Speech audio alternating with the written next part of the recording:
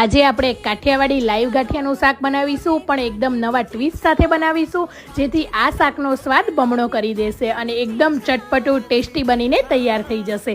તો એક બાઉલની અંદર ચાળીને 1 કપ જેટલો બેસન લેવાનો છે। બેસન એકદમ ઝીણો લેવાનો છે।